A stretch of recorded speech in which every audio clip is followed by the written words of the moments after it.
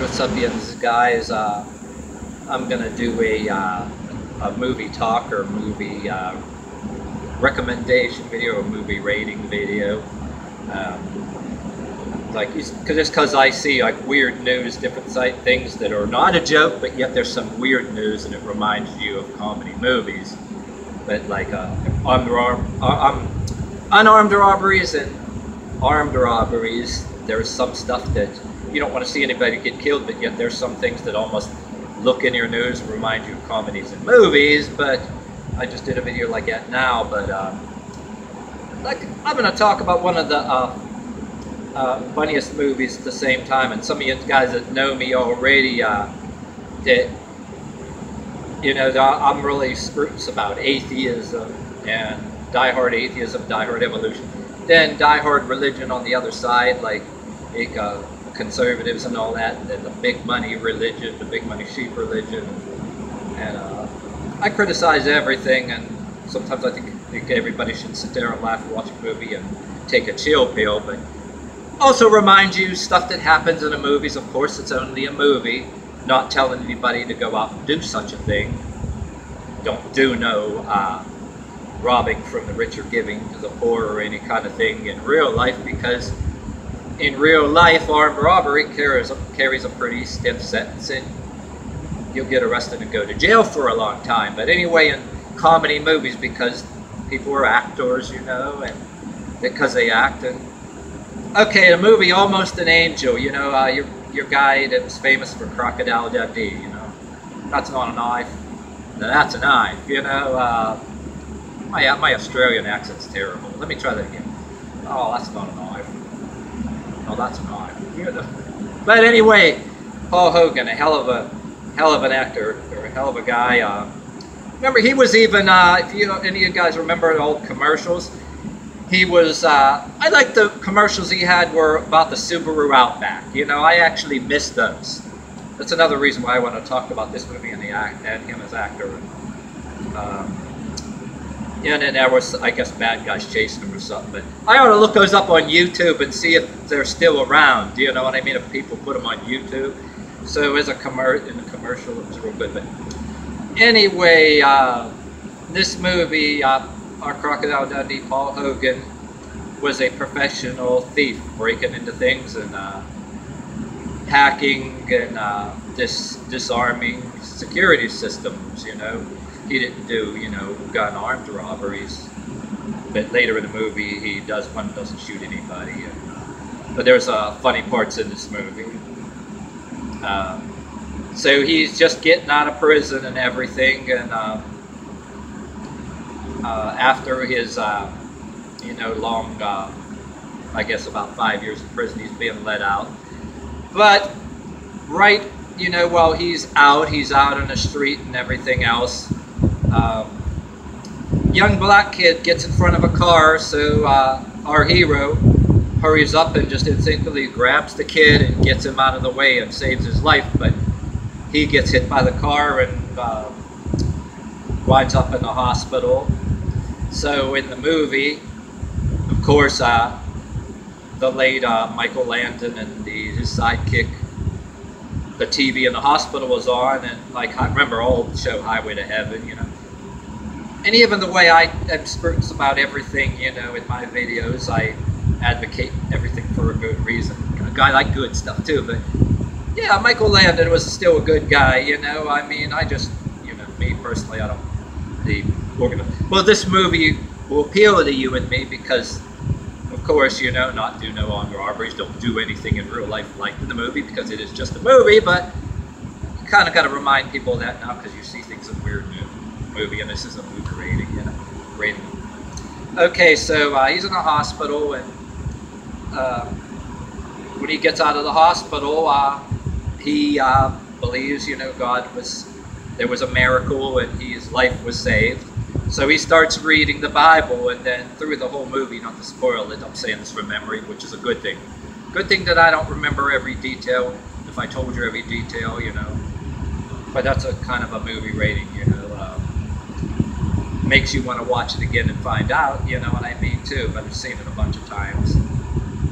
Yeah, so he's reading the Bible, and all kind couple different things in the movie are assigned to him. One of them was a movie, that was Moses movie storage. He's reading the Bible while he's in a restaurant and everything else. So one of these things that he decides to break a few of his personal rules and take from the rich and give to the poor, you know, and feed the hungry. Which, of course, don't do this in real life. It's just a movie. If it's a comedy, it's only a movie, of course. But yeah, I hate to actually spoil it too. I'm laughing about it now because he goes, he disguises himself as Willie Nelson at one point and Rod Stewart in one movie. The Rod Stewart part, he doesn't pull it off. Real robbers actually give him. Anyway, he goes as Willie Nelson and he gets some money from the bank, you know what I mean? You know, he was practicing, you know, in the mirror when he put his disguise. All the girls I love before, you know, and howdy partners, this is a stick-up. And then the police investigating the thing was, why would Willie Nelson rob a bank? And they go, oh, did you hear his last album lately?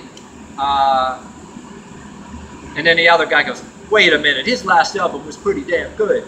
You know, and then he goes to try to rob the bank as Rod Stewart. He has a boombox going on. But real other robbers actually beat him to it, and he's right in the bank, and he ducks his head down, and along with everybody else.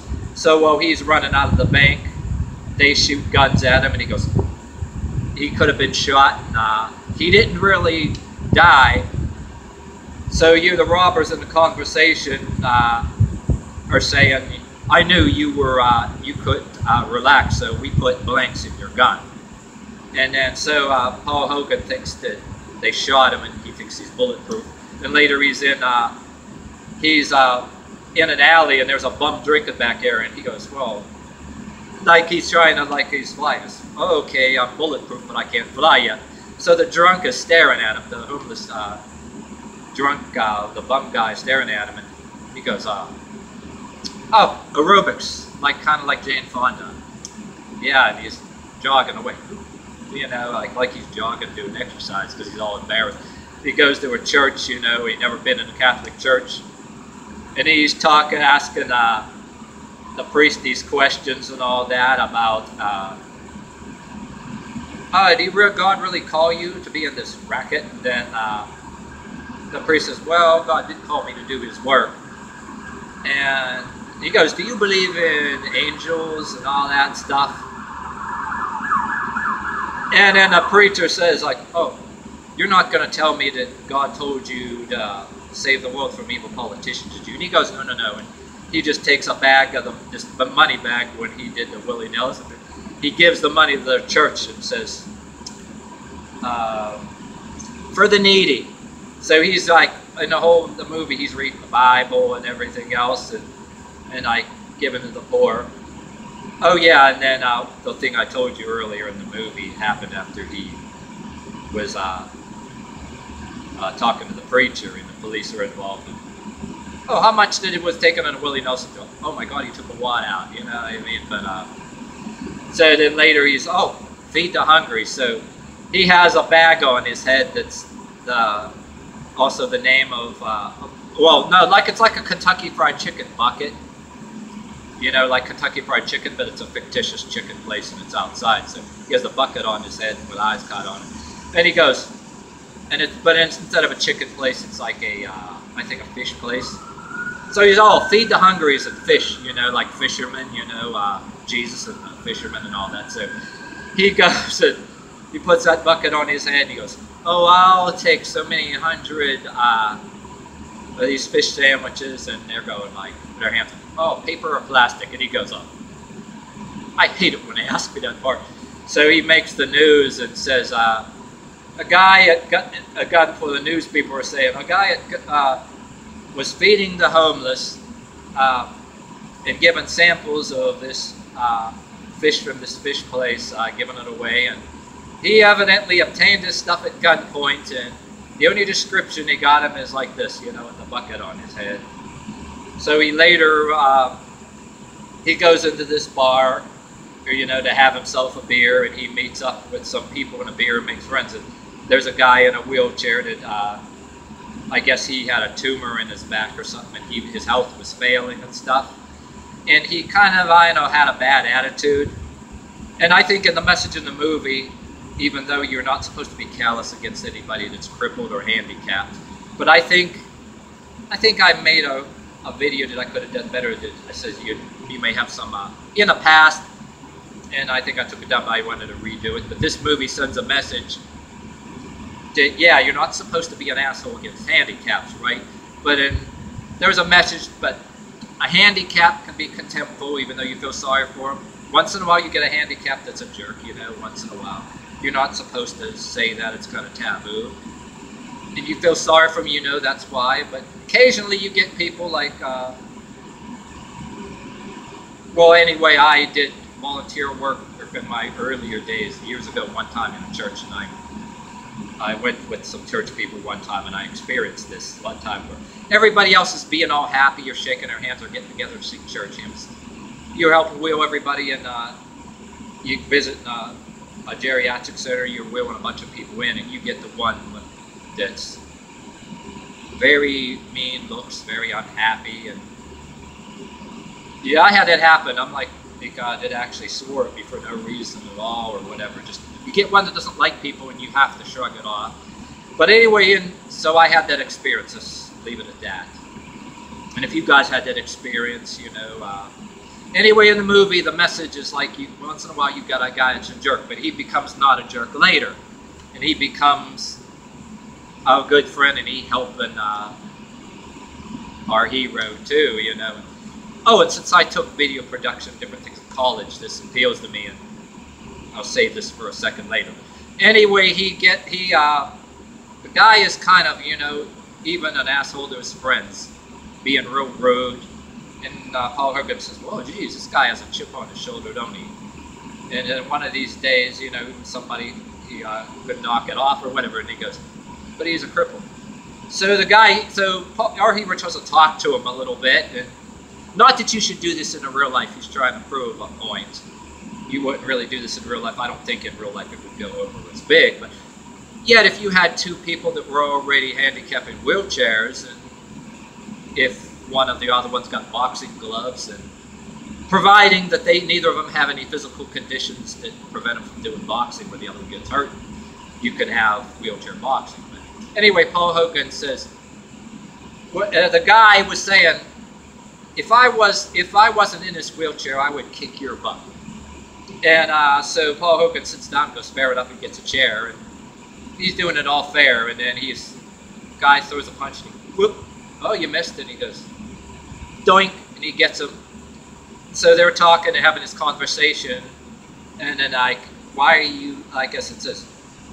So the guy in the wheelchair goes, well, look at me. What do you see? And he goes, I see a guy in a wheelchair, you know, no harm in that, but he says, a guy that's acting like a jerk in a wheelchair. So the guy busts out laughing and offers to buy him a drink. They become friends. So here's the part about if you really strongly dislike organized and overpaid religion, here's the message that comes in for you. This is like, this should appeal to some of you that took video production, because they're dealing with videotapes, and there was no video editing software like you got now. And the guy in the wheelchair had this talent, right? He was able to do that video editing old school, you know, alter videotapes and then dub. If you, anyway, not to go on and on about it and be too boring about it, before you had the video editing software, you were able to, well, if you go back and do research film editing, they did film over. When they had film before they had videotapes, it was film overlays and editing, and you dub it into another tape. Well, videotapes, you would dub something into another tape, and so he had that talent. And there was some people along the way that had a church, like a home for kids to help kids out. And then our person, who was a former burglar and hacking a security system, had a talent for fixing old school video games. He was good in electronics. So there was, in the movie, there was a lot of exaggerated things that he was able to do in electronics. So they team up together, and this church needed money to keep going to be able to help these kids. So our hero and the guy that was the jerk in a wheelchair did, filmed did a videotape VCR recording of the preacher, and says, made it look like he said, "I don't want your money, give it to the children." And so they edited it, and then our hero goes in there with his sneaky burglar talent. He makes the TV come on, play the videotape, to make it look like the preacher and the wife was in his pajamas, like he had a vision, like he was being spoke to by God. So the movie's trying to tell you that if you can be an atheist watching that's really cynical about things, or if you're biblically correct, you might have a laugh a little bit and say miracles sometimes need a little helping hand.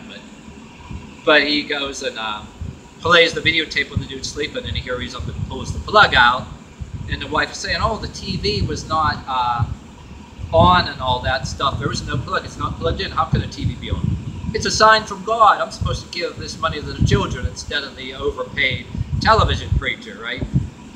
So the guy that's a big fan of this television preacher goes and says, "We're going to go visit this place." So Paul Hogan is there, and him and the jerk in the wheelchair guy has a plan. They have a thing rigged up for a church steeple, a light on it that's never worked in years.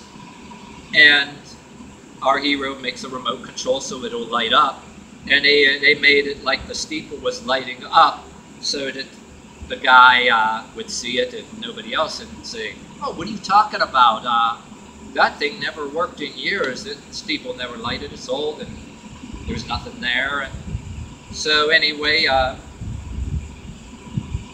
so in the end of the movie, it's a kind of a happy ending for the kids and all that stuff. And in the end of the movie, he almost gets hit by a truck, and somehow the truck really does go right through him, and he doesn't get killed or anything. But so there you go. It's a real funny movie, you know, to have a few chuckles and without anybody on any, whether you're far left or right. Hopefully you have some sense of humor and have a little chuckle, you know what I mean?